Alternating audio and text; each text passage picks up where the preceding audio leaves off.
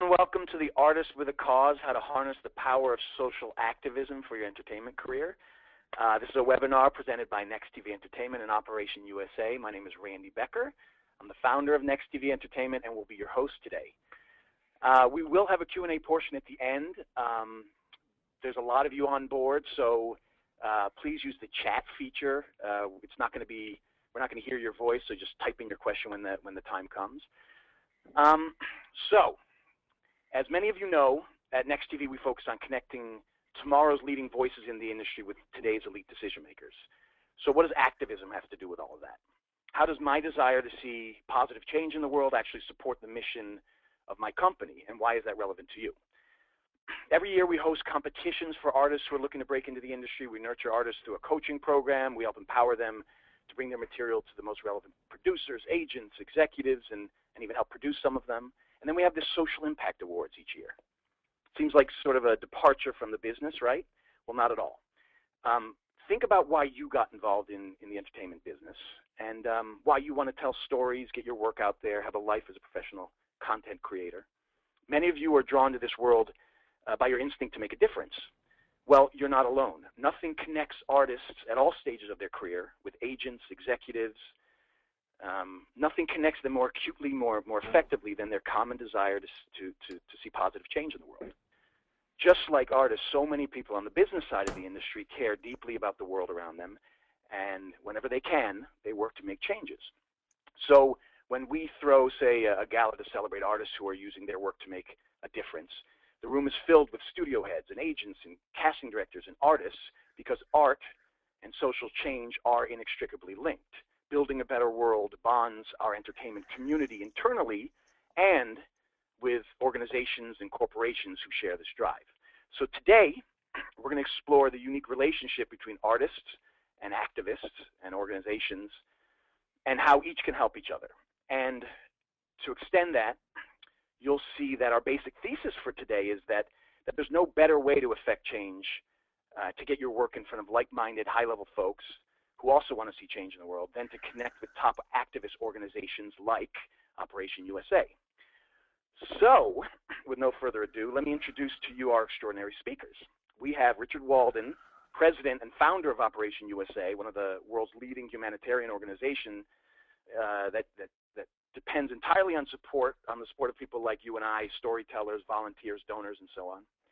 We have Julie Yannatta, also a board member for Operation USA and an extraordinary music producer, executive, and an artist, by the way, who has raised millions of dollars for organizations like Operation USA and Amnesty International with albums that she brings huge artists on board for, like U2, Green Day, Adele. I always like to point out Miley Cyrus.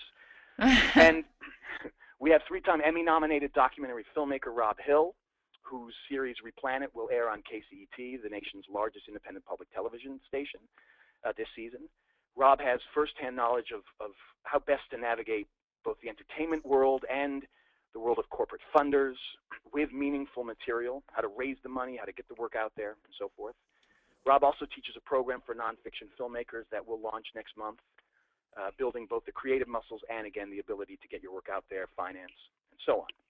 But before we get too heavily into a discussion with each of our panelists, let's look at a quick 2-minute video about Operation USA, because I think it will give sort of the perfect context for our discussion and introduce anyone who isn't already aware of their work to their work. So, Mary, if you don't mind, if you could cue up the video, I'd love everyone to see it.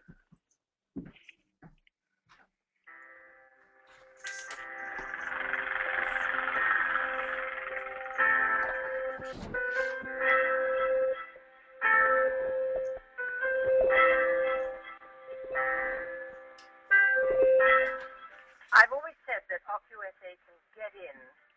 It's a little ship that can get in where the big ships can't. If there's an emergency and aid is needed, like yesterday or right now, OpUSA will get it there. They have wonderful contacts all over the world. They're not proud. They don't mind tagging onto somebody else's donation if it helps them get where they have to get. Take a close look at Operation USA. They're an effective relief agency that relies 100% on private funds and material aid from some of the best companies in corporate America. When we pledged our assistance just hours after a devastating earthquake struck the 2008, one of the very first calls we made was to Operation USA. For 30 years now, Operation USA has worked with people affected by disasters around the world and here at home. Operation USA has a simple motto: give, and it gets there. That's exactly what they do. My interest in Operation USA started a few years ago when I realized, after talking to people and reading, that this organization was incredible, because Operation USA doesn't just provide relief to disaster victims and then just leave the area. They actually help to rebuild the community and provide a commitment to health and wellness. I think the most important thing to know about Operation USA is that if you donate to Operation USA, your money will actually go to people in need. And most importantly, it's staffed by people who genuinely care about making a change and making a difference in people's lives. And I feel very blessed to be a part of this organization. It's the best international relief agency that I've ever worked with.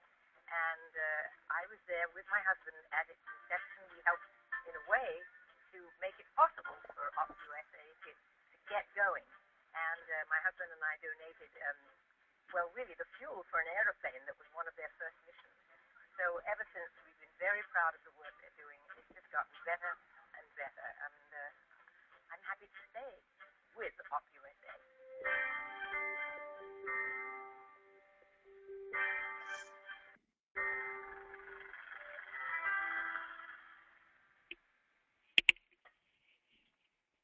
All right, so Richard, you are the founder, you're the president, you've sort of been around from the very beginning. Would you give us a little bit of sort of the genesis of the organization and what you do and how it relates to this particular subject that we're talking about today?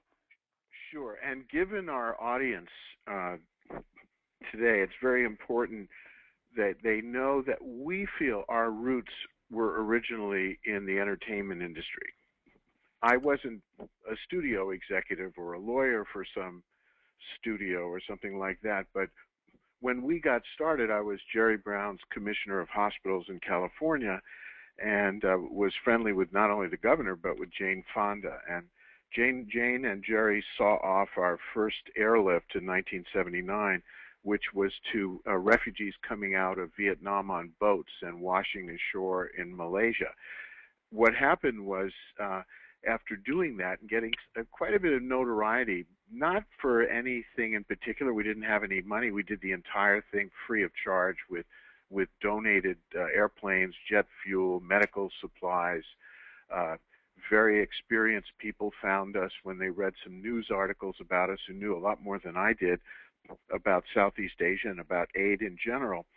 We started attracting attention, and one of the first calls we got after the first flight in 1979 was from Julie Andrews and her husband Blake Edwards. They had adopted 2 Vietnamese orphans 4 years earlier at the end of the Vietnam War. And that relationship has endured with Julie and Blake sadly passing away, but to this day. And what that meant for us was that people paid attention and started contacting us in the business. Well, it didn't matter how high or how new they were to entertainment, but they said, you know, we'd like to get involved in this, or we'd like to get the person we represent involved in this. And that led to, and we weren't fundraisers. The last thing in my mind in the first 6 or 8 months was incorporating as a 401c3. We just didn't think about it. It wasn't important. We were doing everything free of charge. Everything was donated. One of the principles we work on, however, is that we don't take government money. We did not want to be an aid contractor, which the brand name charities, many of them, are essentially doing. There's nothing wrong with it, but it's not what we do. We still think of ourselves as doing philanthropy. But one of the key things was a connection to the pharmaceutical and healthcare industries. So we got a lot of things donated, and then the airline and air transportation industries donated airplanes or cargo space on airplanes, and those things have been indispensable to us. With the entertainment folks, we came home from the very first flight to Cambodia from anywhere. It had been shut for 3.5 years during the Khmer Rouge time. We were approached by CBS, and they wanted to do a 2-hour primetime special. And Julie Andrews and others helped organize it, and we wound up with 30 major stars, which in 1980 meant Michael Jackson at age 21 and Frank Sinatra in his 60s.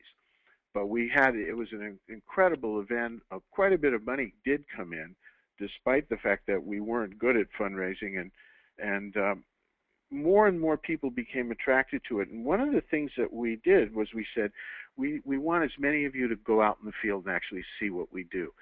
Coming to the airport to see off an airplane is great. You touch the cargo that's leaving. Coming to the warehouse in the port of Los Angeles is great. But some of you, we really like to take you. And so we took Julie Andrews to Cambodia and to refugee camps in Thailand.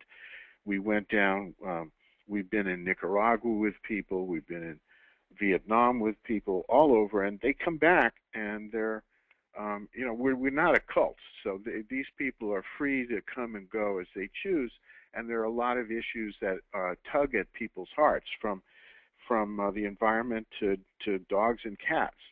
You never know. One man told me, we can do a fundraiser for you in Palm Springs, but dogs and cats are the biggest attraction here, not refugees, and you're going to have a hard time raising money. And that's true. And as we grew and developed, we attracted foundation and corporate support, as well as tens of thousands of donors from around the country. So it went beyond entertainment, but we never for a moment think that we've abandoned that. And this goes, because we're 35 years old, we were part of USA for Africa. We did their first airlift for them. We made about $17 million of grants, or advised them on where to put the $17 million in 8 countries in Africa. That was in the mid-'80s. And so what we've seen now, those of you who are under 40 have experienced, is RED and ONE and Save Darfur, and V-Day, the Vagina Monologues offshoot in the Congo, which attracts dozens of celebrities, Music for Relief, which is Lincoln Park's group.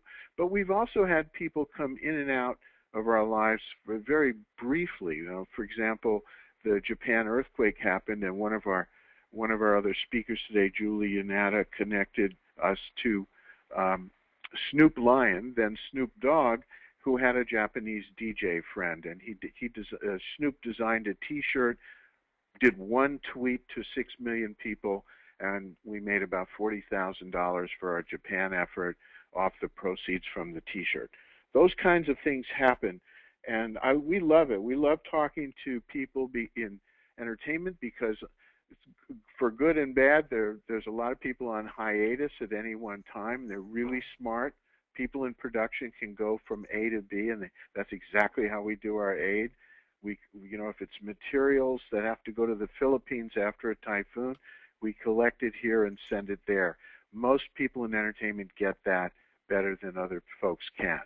So I'd like to just, I'll wrap up by just saying, I encourage people to contact us. We're in LA, so the ones of you who are in the general area, more than welcome to call us and drop by. We'd love to meet you. Thank you. And I'll provide all the contact information. But before we move on to Julie and Rob, let me just ask you a question. So aside from the seemingly obvious reason to bring celebrities on board to sort of raise the profile and really attract, actually, I may not be articulating it entirely right, so that is something I'd love you to articulate, why bring celebrities. But also, what is the value for you of bringing entertainment people, documentary filmmakers, and people who are earlier in their development in terms of their careers? Well, Julie Andrews, for example, there was nothing but hostility towards going to Vietnam for any reason, refugees or inside Vietnam, direct to Vietnam. After the war, Americans did not want to think of Vietnam ever again in the mid-'70s. The fact that it was Julie Andrews and that she'd adopted 2 Vietnamese orphans on the very last plane out of Saigon in 1975 just put that problem to rest. Instead of getting a lot of angry calls from Vietnamese refugees in Little Saigon, south of Los Angeles, we actually got saying, oh, okay, so it's cool if she does that, so maybe I'm being too harsh. Maybe we should help children after all. With the movie The Killing Fields, which won an Oscar and talked about genocide in Cambodia, we actually premiered that movie in Hollywood, and then Warner Brothers gave us a print in French and a print in English, and we took it to Cambodia along with a 35 projector and did another premiere with the principals of the film in Cambodia proper. That was a hugely important thing for the Cambodian people, and it deepened those who were involved in that. It really deepened their commitment to what we do. Now, the end result of what we do is helping children, women, landmine victims. So the relief side, I don't want to just ignore, because we had to do that well. One of the things that was very important, it's a competitive world. People are very happy to, attack other groups if they don't like what they're doing. We have avoided that kind of criticism. For 35 years, there hasn't been a peep of bad publicity about any of our work. So that always was important. But the celebrities can also attract people of substance. I'm not talking only money. People who, like you were saying before, documentary filmmakers, photographers. We had a team in Cambodia recently shooting some development projects for us, shooting video of that. So it was important to us. Great. Well, we'll come back to this because I think it's really an extraordinary sort of subject to organize around, this notion of artists aligning themselves with high-level humanitarian organizations like yours. Julie, would you mind speaking a little bit, first of all, about your, I guess, the genesis of your involvement with both the entertainment and, I guess, the activist communities, and then we can go in to that in a little more detail, how you bring celebrities on board and all of that. Well, I started stuffing envelopes and volunteering for Operation USA when I was 12 or 13 years old.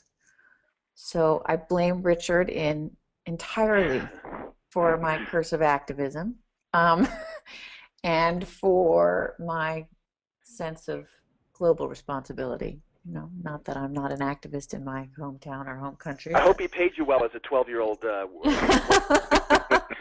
Child labor laws were not as strict back then. Good.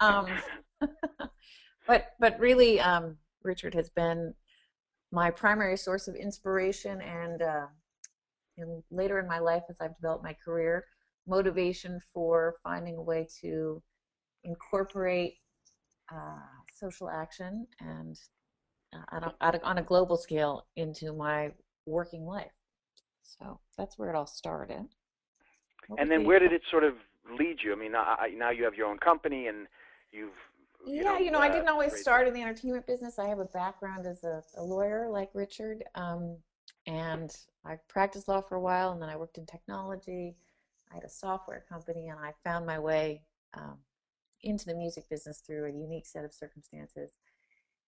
I always enjoyed the nexus between art and social change, as you so eloquently described it.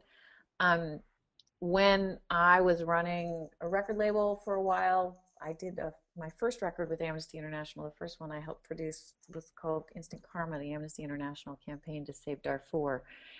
And that was my first, other than helping Richard with concerts that he had done for years and years and being part of those even before I was on the board, it was a really powerful experience for me because I realized I could be concretely involved in a project that was a meaningful creative endeavor and had powerful impact. So that first one had Avril Lavigne and the Black Eyed Peas and Lenny Kravitz and on Green Day, and all these big artists. That one came out in 2007 and has raised over $4 million. It was a different time in the music business. And once I did that, I was kind of hooked. After you realize you can do something and do it well, you feel like you need to do it again. And why do you think they sort of were drawn to or accepted sort of the challenge of coming on board this I guess humanitarian effort in using their art to raise money for you mean your the artists? project? Yeah, the artists. Well, I think Amnesty is like Operation USA. The organizations are close to the same age. Amnesty is a little older than Operation USA, but they each have a long and storied history working with artists. So anybody who's closest to 40, maybe even 35, would remember the concerts in the 80s that Amnesty International did through Sun City with U2 in the apartheid era, through the early 90s. So Amnesty had a footprint in the zeitgeist as being connected to music. And as an organization, they focused on the good work of human rights and not always remembered that they needed to nurture their brand association with music. And not unlike Operation USA, which started out as a group of good people doing good things, the world has evolved into such a place where brands are no longer things that are put on cows. Organizations must have them, and they must be nurtured, built, nurtured, and rebuilt and nurtured again. Operation USA is learning that lesson over the decades, as is Amnesty International. And Amnesty decided they wanted to do another major music project, going to artists and saying at that juncture, would you like to cover a song of John Lennon? Because Yoko had donated all the publishing on behalf of Amnesty International's work in Darfur. Wasn't a hard ask. So, I mean, in many ways, it's not unlike doing things for Operation USA. It's not a hard ask. It's a good cause, and usually for, if you put together an interesting enough project, artists are going to be willing. You do have to convince managers, and there's a lot of work on that end, but I think it's a really relevant, sort of profound thing that you said, that it's one thing for you to have an extraordinary project about an issue that a lot of people care about. It's another thing to align yourself with sort of a brand that immediately legitimizes it and suddenly takes away this responsibility for you to prove that you're going to, serve these artists and their representatives well, because suddenly it's Operation USA or Amnesty International. I think. Well, Randy, let me just say something. A lot of times, even though Amnesty is more of an advocacy group than we are, there are times that we've had a huge impact on policy, especially and then having someone like Julie Andrews behind us at least protected us and got us attention. So that when we wanted to fly the first plane into Cambodia from the outside world in 3.5 years, there was no diplomatic relations. They had relations with no one but Vietnam at the time. We were able to do that, and when the State Department said you can't have a U.S. government license, which is necessary to fly in those days, to fly there, we said, really, do you really want us to call President Carter and bring that to his attention, because he's going to have to deal with the people who we're working with? And so they sort of folded when that happened. And the same thing happened. We flew a flight into Beirut in 1982 during a very nasty war with the Israelis and Lebanese Christians and Lebanese Arabs and the PLO. Everybody was like 4 different sides fighting each other. And we decided that wasn't good, and we wanted to fly a flight into the Beirut airport. Having notoriety was very helpful. And, a lot of people say, well, you're not going through channels, or you're violating the Neutrality Act, which is one of the oldest laws on the books since the 18th century, where private citizens aren't supposed to pretend to be diplomats. We were saying, no, we're delivering Band-Aids and antibiotics to these places, and you shouldn't be having trade embargoes and aid embargoes and deny people what they need to survive. And a lot of times you need that. Amnesty is famous for doing that, trying to intervene when there's a conflict and point out the fact, like with the Syrian refugees now, that there are actually people involved here, and it's not just a geopolitical thing. So it's helpful to do that, and a lot of celebrities are so much better educated now than they were 35 years ago. You can speak in abbreviated language. Are you going to do anything about the Congo? And you don't have to go through this song and dance like we used to have to do to fully educate everybody you talk to, whether it's a pharmaceutical company or a celebrity, about an issue, because everyone seems to kind of get it. I think this is a sort of a great way to segue into what Rob brings to the conversation, because I think this notion of being able to transcend politics and therefore have high-level access in a way that you could not without sort of an alliance with someone like you or like an organization of yours. I think from the artist's perspective, and Rob, I'd love you to speak to both your experience bringing material through the industry that is otherwise seen as idea-oriented or sort of challenging because it doesn't necessarily seem immediately commercial. How have you, Rob, found your alliance with activist organizations or with activists or even with the particular causes that you care about? How has it helped you move your career forward in your art and bring it out to places like KCET and other places?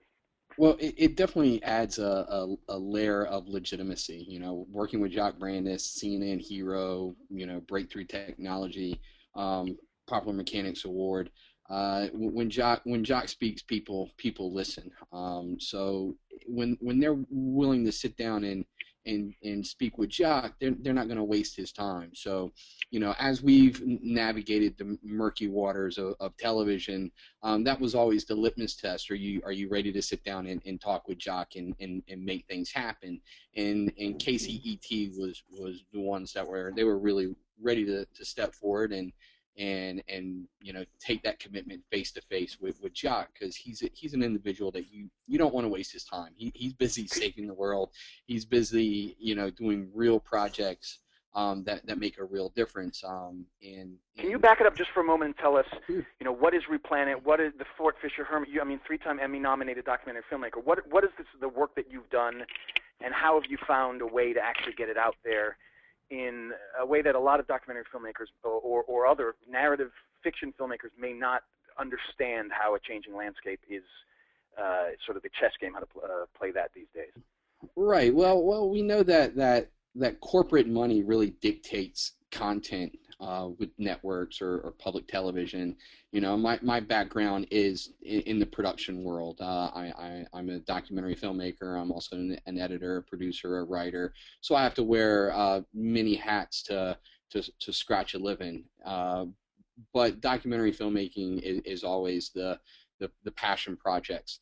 You know, over time, we have found, you know, particularly working with Jacques and with the Full Belly Project, that there's a shift in the paradigm of how corporations are spending their money, and they're much more aware of that triple bottom line, and they want that reflected within the content that they're supporting as well. So we've been able to navigate those waters of television and of the corporate funding together to really maintain control over the projects that we work on. And in particular, so what is Replan It? What is, I mean, what is it that you do? I know you're going to Africa with the program in a couple of months. You've been in the Philippines and all over the world. Well, Replan It started as a documentary. I mean, it very simply started as us following Jacques around and his work with the Full Belly Project. Over time, it turned into a television series. And what we're doing with KCET is we've developed a show that each episode we're addressing a global sustainability problem scenario that Jacques is lending his expertise to help, you know, alleviate or rectify, you know, poverty or whatever the case may be. So we've done projects in the Philippines with water and the bottle school. In India, we brought solar pumps for a school, and recently in Cambodia, we created a recycled soap project. And that's something that we also, it's a little different for us because we get involved with the actual impact as well. So with the example with the soap, we were working with a corporate sponsor, the Verse, that makes detergents and soaps, and they're being faced with this issue of a hotel, a very large amount of waste being generated in hotels from people just throwing away bars of soap. So we brought this problem to Jacques.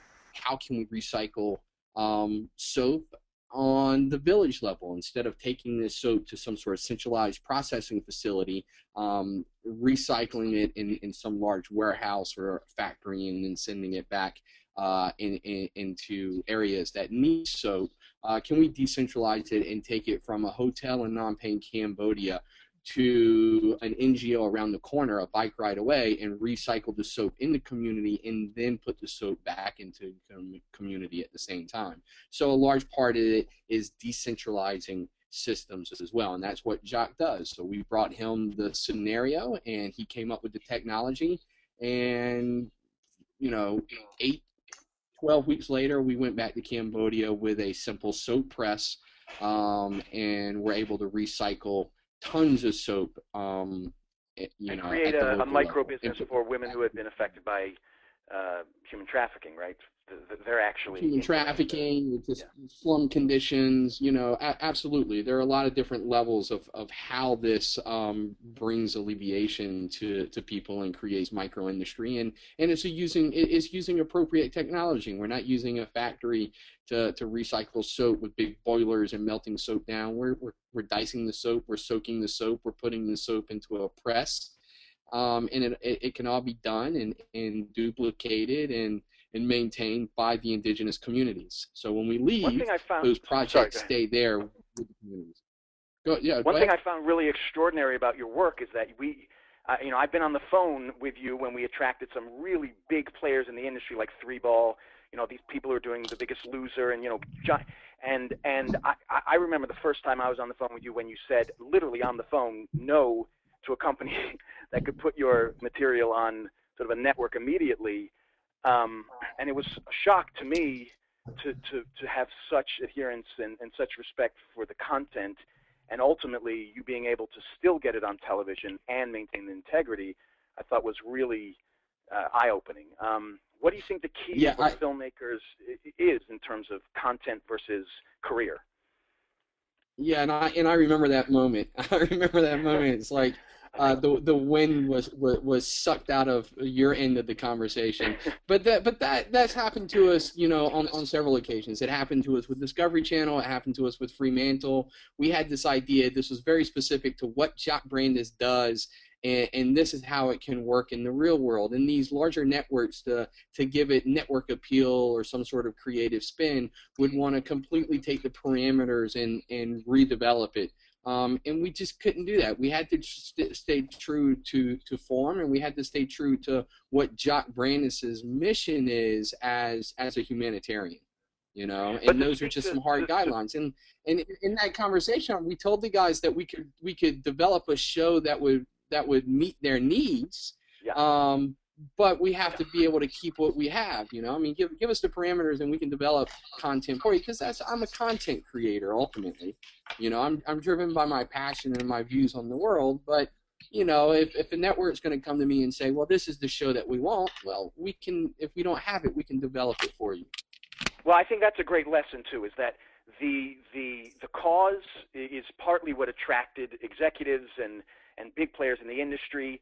The actual content turned out not to be right, but you were able to turn it around and say, oh, okay, well, Replan It isn't the one, but how about Beyond Survival? And so we went back to them with something else. And I think for a lot of content creators who are listening, really sticking to this notion that your unique content that does have relevance to the world is going to attract people in the industry who want to make a difference, and then you can leverage that however you choose to leverage it.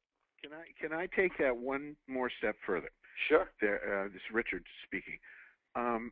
After Hurricane Katrina, Fox Searchlight had a small movie called Roll Bounce, and it was basically an urban film about skateboarders. And they were going to lose New Orleans and Houston, obviously. They were underwater after Katrina. And out of the blue, someone from Fox called and said, you know what, everybody involved with the film, the filmmakers as well as the studio, decided we want to help Katrina.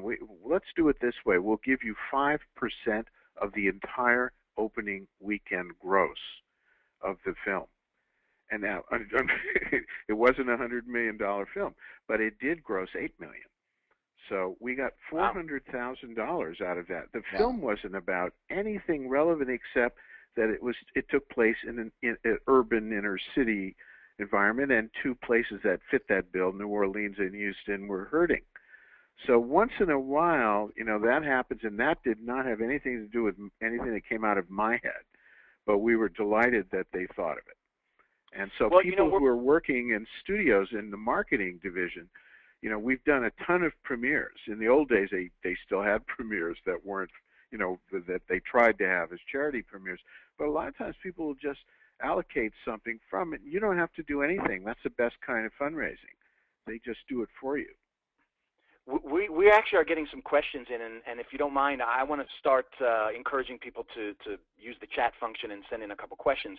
There's one, Richard, for you that I think may spur on a bit of a conversation from Teresa. She asked, does Operation USA help documentary filmmakers? Can you speak to that in however you think is appropriate? We always we don't have funds for that, but what we do is if we're going somewhere and somebody has a way to get there with us, we never say no to them. So they're going to have to fund that somehow. We don't fund it. The big groups do. I mean, if you look at the American Red Cross, they have a $150 million a year budget for advertising and promotion, and other groups may have in the tens of millions because that's how they raise their money. But in our case, we're way too small. We have 7 people at our headquarters on Beverly Boulevard in Los Angeles, 2 in a warehouse and 1 in Haiti. And we pick up an occasional person when we have a construction project in other countries. But that's it. The rest is working through partners. And we like that because when we sent this documentary group out to Cambodia, I mentioned in my presentation, that was paid for by another NGO in Switzerland that wanted something done of its program. So we sort of piggybacked on that, and they were able to pick up the expense. Well, I mean, I think that to me does answer it. I mean, you do help documentary filmmakers who are willing to sort of align themselves with you because of just the fact that you're Operation USA, in my opinion, it just makes it easier for you to sort of facilitate some of the initial, I guess, pieces of the puzzle that you need for documentary, whether it's bringing on, talent or some sort of a package or even financing. So I do think documentary filmmakers are really well served to connect with Operation USA and see if some of the stories that they are telling align with some of the projects you guys already have or initiatives that are coming up in the future. Would you say that's accurate? I'd say so, as long as they don't expect us to be able to handle their expenses, because we don't. That's just not what we raise funds for. Sure. And we don't have an endowment. We have to raise new money every time there's a disaster. We always have supplies in our warehouse. That's the good news. But we don't have any funds for each disaster is a zero-sum game, and you have to start getting the word out. And of course, we do need the media. We do need people who are skilled at all forms of media. Getting the word out about what we're doing in this particular response. Well, then here's another question from Melanie, and I think this is something that either Julie, Rob, or Richard can speak to. Melanie asked, how do you get the initial financial backing for a piece of material? And Rob, maybe you can start, and then I think, Julie, there's probably some elements to this that are really relevant because of your experience bringing on things that are so relevant to financiers. But Rob, how do you get the initial financial backing for a piece of material? Well, I think the presentation has to do with a lot. You're getting one opportunity when you get in front of a potential corporate sponsor. So a really dynamic sizzle reel helps. Some sort of visual presentation. This is a visual. So corporate sponsor. Medium. That's one thing, right? Yeah, going to corporations. Who at a corporation might I go to if I have something that may align with its corporate philosophy? Well, that depends on what the corporation is and what you're pitching to them.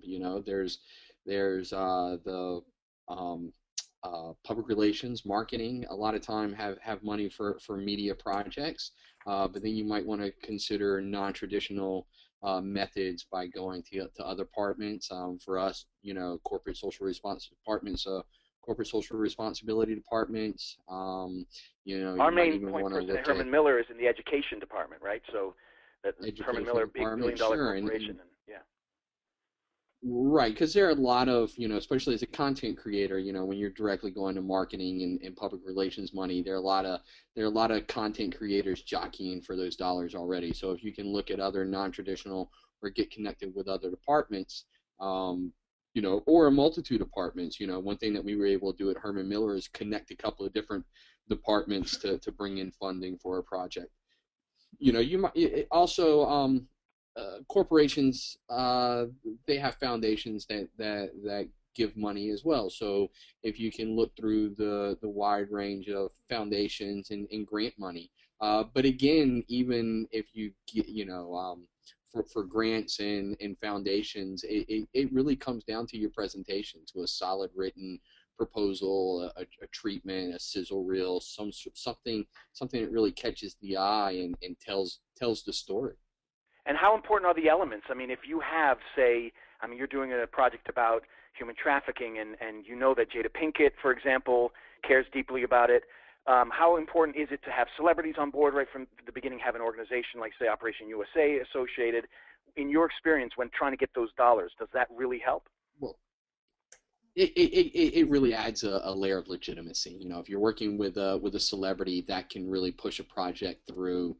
And it really opens a lot of avenues and gives it legs in different ways, not just television, but education, outreach, across the board. Once your legitimacy is stepped up with an organization or a celebrity or a producer, it can make things move a lot smoother. And many times those organizations, celebrities, whatnot, have been through similar processes and can offer a wide range of insight when it comes to approach and direction.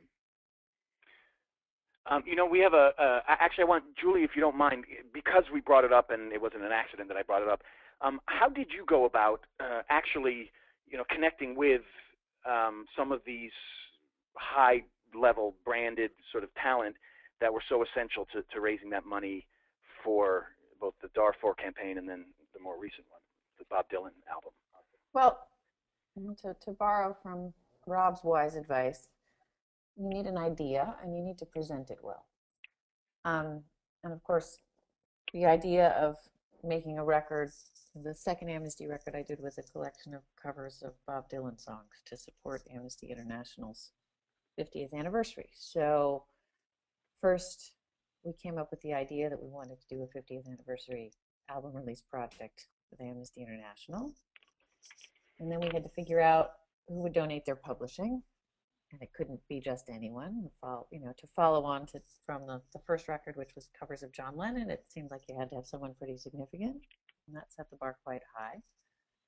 So I happen to know, I've been in the business long enough that I happen to know Bob Dylan's longtime manager.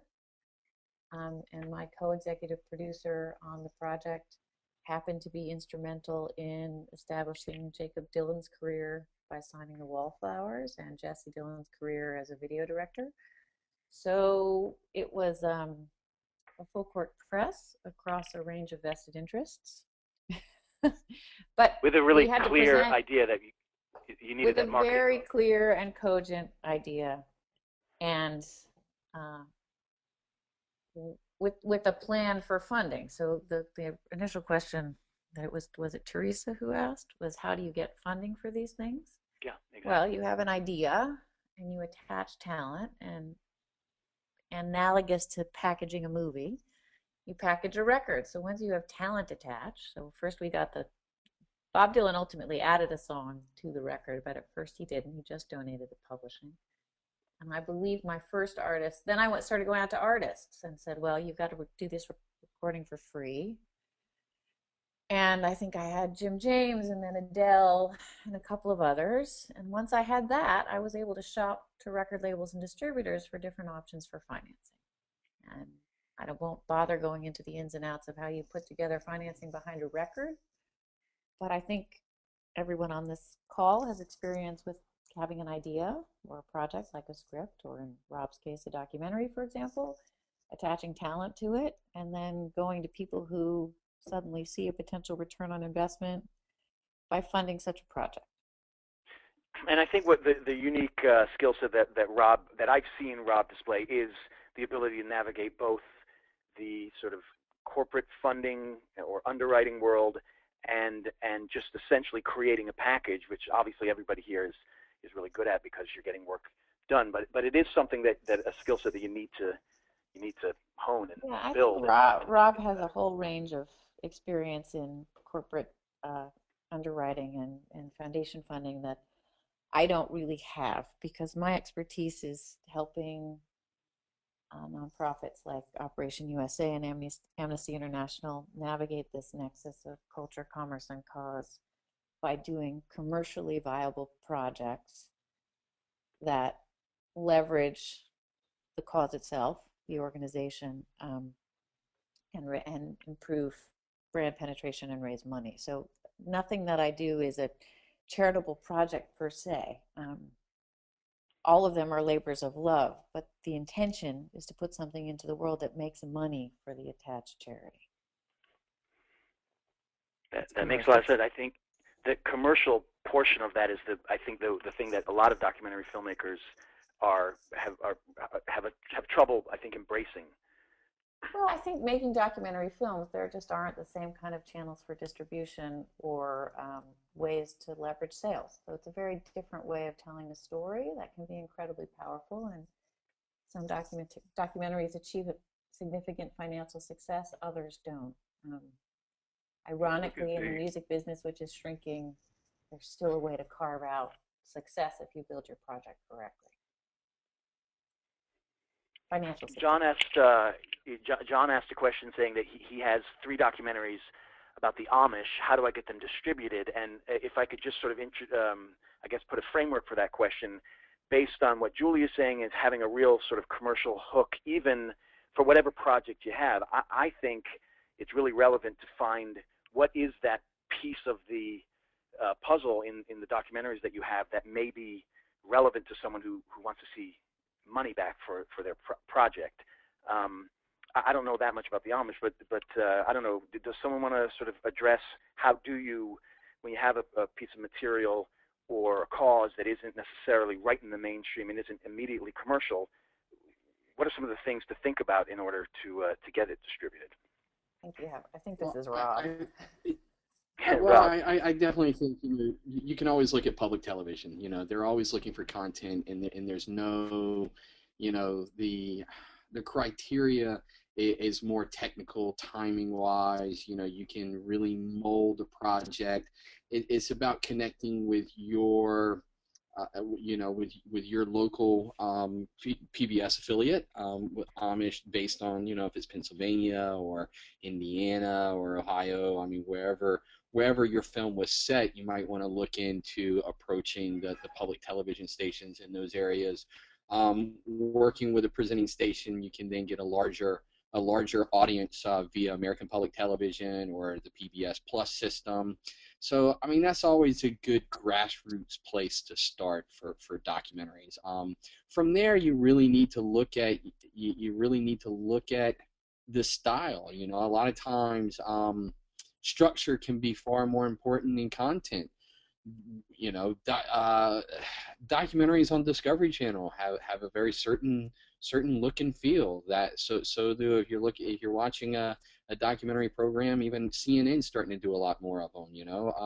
There's a certain style and a certain feel. Some networks will pick up independent documentaries and just conform them into their format, but more when you're targeting a certain network or broadcaster, you really need to take notice of their structure and their form and make it look like what's broadcasting on their channels.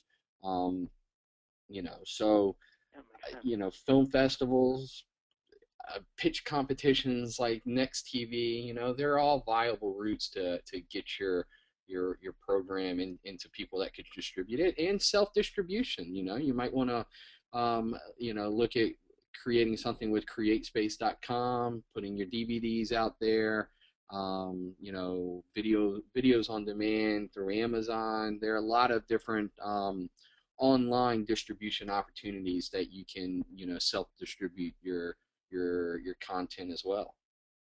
Let me throw this back to Richard. One of our board members, Rick Allen, is the founder and CEO of Snag Films, S-N-A-G Films, which is a very interesting company that does only documentaries, and it's something people should look at. They're in New York and Washington.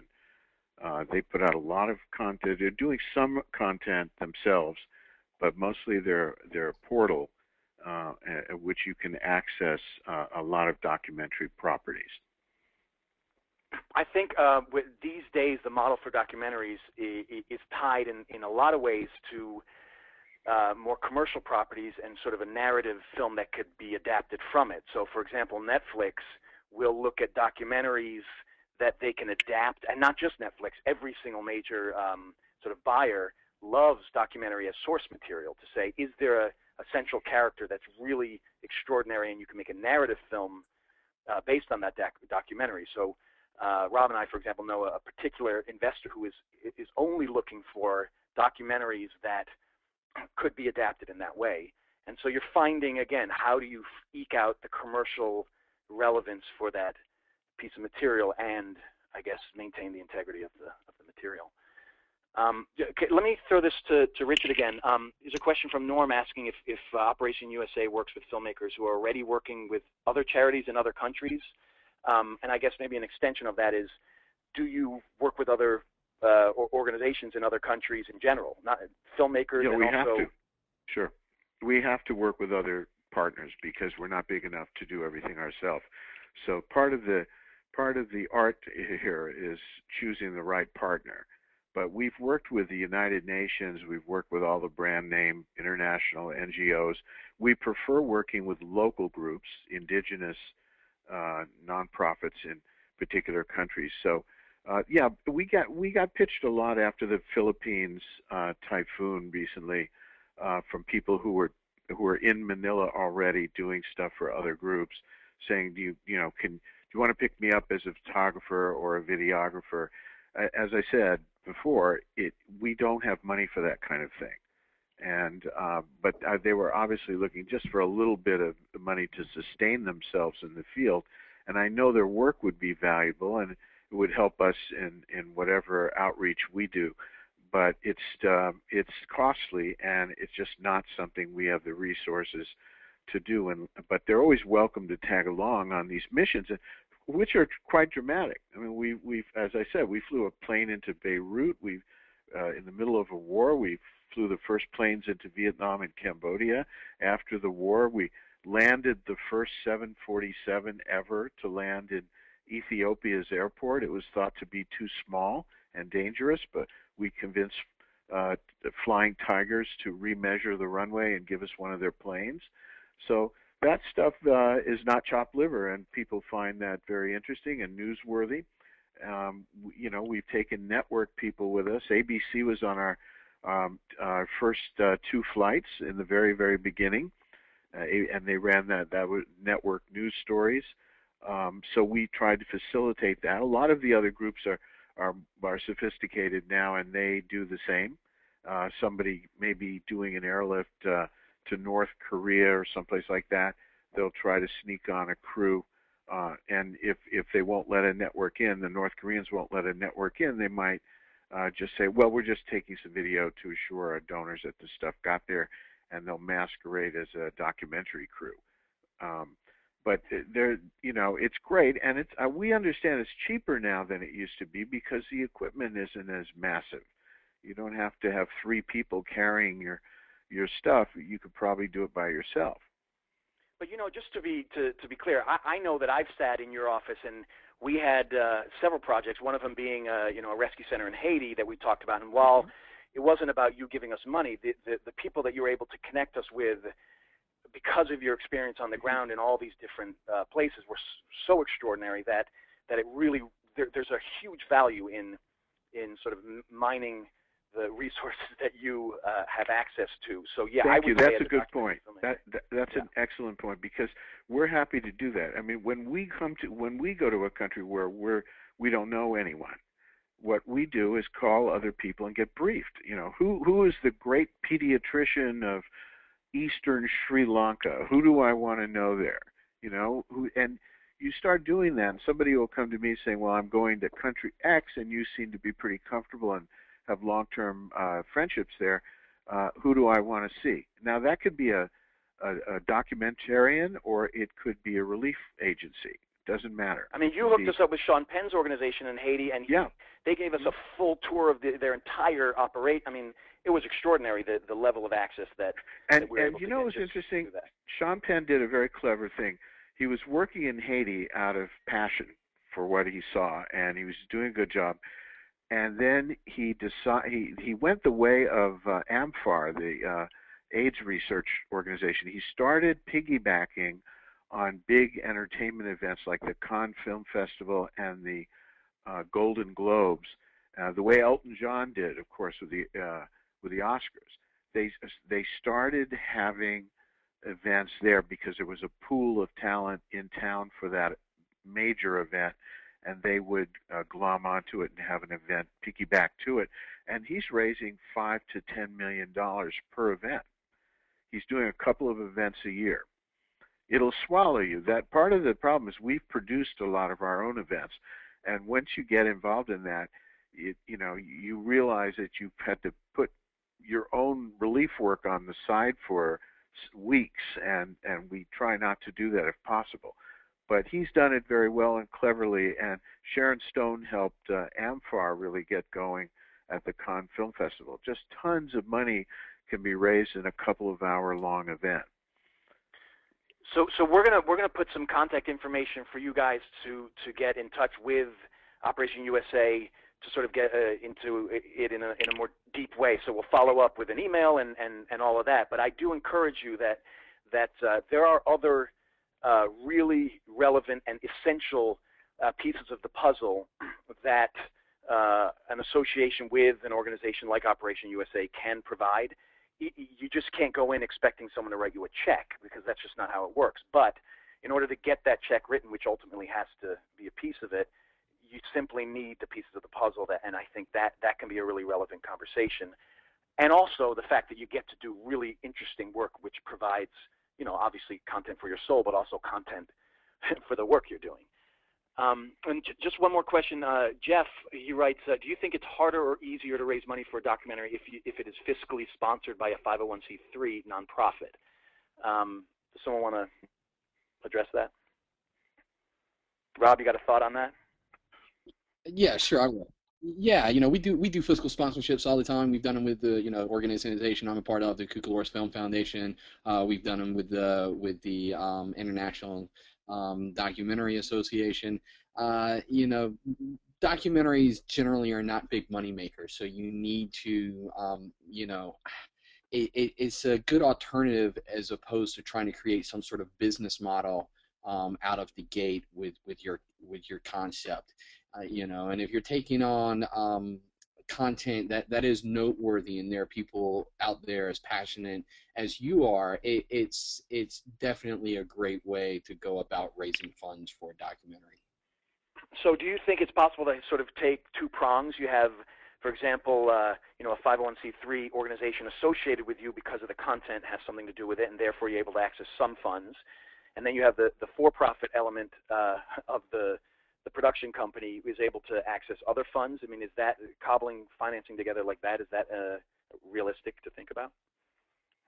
Oh yeah, absolutely. As well as crowdsourcing and other methods of generating income for a project.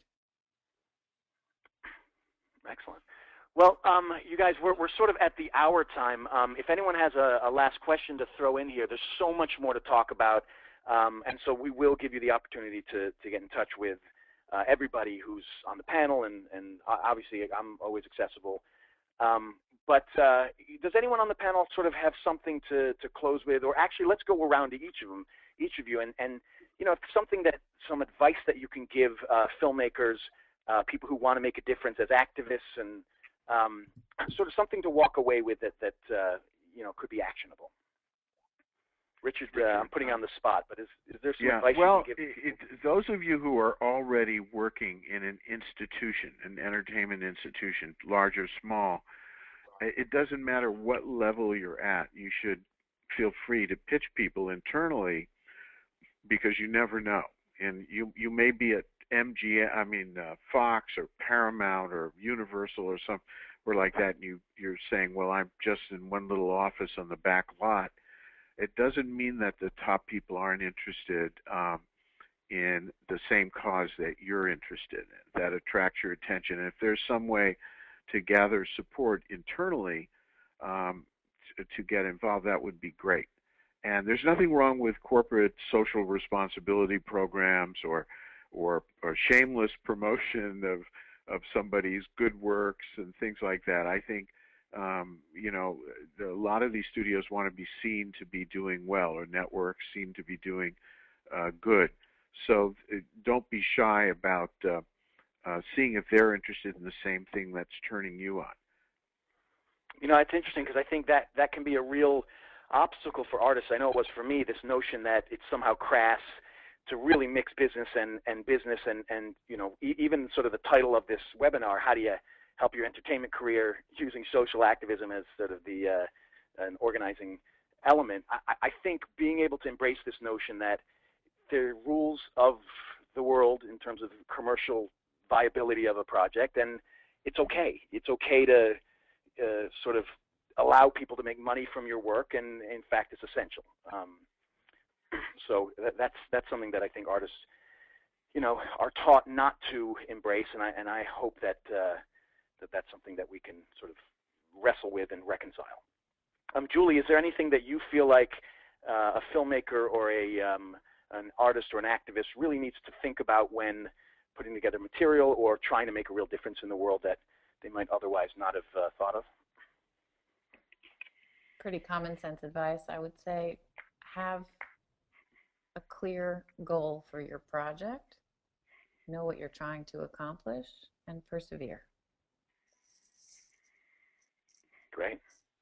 How about Rob? You want to leave us with anything? And then we're going to give you all the information for how you can contact all of us in Operation USA. Absolutely. I think if you're a content creator, if you're a documentary filmmaker, and you're using this as your form of activism, you need to be true to your content. You need to be true to your content and what your mission is.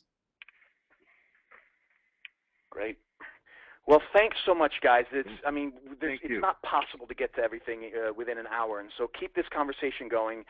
Please go to Operation USA, whether it's giving money or volunteering or just literally calling them and saying, hey, I'm a storyteller, how can I help? Or I care, how can I help? I'm a volunteer. In some way or another, I think it's really important for artists to be able to reach out to the world around them in a truly significant way, and the sort of honor that I've had in working with Operation USA is that they provide that access to a lot of what we want to do in the world. So thanks so much for being on board. I didn't get to everyone's questions, but keep the conversation going, and we'll follow up with an email about how you can get in touch with everyone.